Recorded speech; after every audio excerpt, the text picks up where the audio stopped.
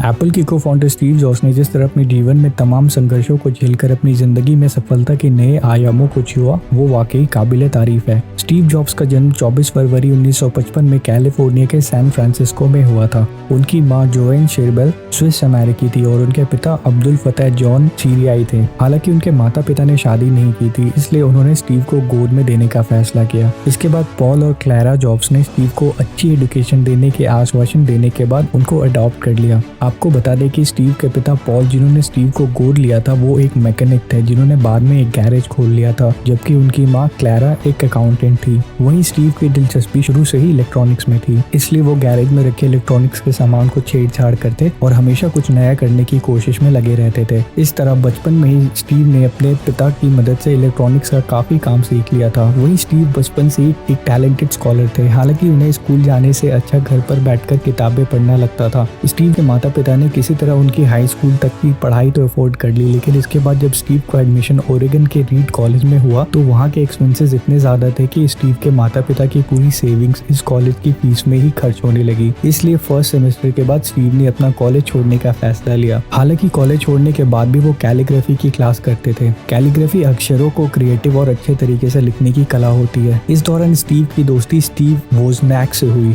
जिसे उनकी तरह इलेक्ट्रॉनिक्स और कंप्यूटर में दिलचस्पी थी। हालांकि स्टीव के अंदर नृत्य शक्ति और प्रतिभा की कोई कमी नहीं थी। इसी के चलते उन्हें 1972 में एक वीडियो गेम्स डेवलप करने वाली कंपनी में काम करने का मौका मिला, लेकिन स्टीव यहाँ खुश नहीं थे, तो फिर उन्होंने इसे छोड़ने का फैसला किया। वहीं स्टीव ने इस नौकरी से जो भी सेविंग्स की थी उससे वो इंडिया घूमने के लिए आ गए। दरअसल स्टीव को भारतीय संस्कृति काफी प्रभावित करती थी और वो यहाँ आकर आध्यात्मिक ज्ञान प्राप्त करना चाहते थे। उन्होंने साल 1974 में करीब 7-8 महीने भारत के उत्तर प्रदेश, हिमाचल प्रदेश और दिल्ली में व्यतीत किए और यहाँ बौद्ध धर्म की शिक्षा ली। इसके बाद वो अमेरिका लौट गए। हालांकि अब वो पहले वाले स्टीव नहीं रहे थे, वो पूरी तरह से बदल चुके थे और उनका मन भी पूरी तरह एकाग्रचित हो गया था। इसके बाद जाकर वो फिर से सामान्य तौर पर नौकरी करने लगे। स्टीव जॉब्स के सबसे अच्छे दोस्त स्टीव वोजनैक ने एक बार अपने पर्सनल कंप्यूटर का निर्माण किया, जिसे देखकर वो बेहद खुश हुए और इसी के बाद स्टीव को कंप्यूटर बनाने का बिजनेस करने का आइडिया आया। फिर साल 1976 में स्टीव ने अपने फ्रेंड के साथ मिलकर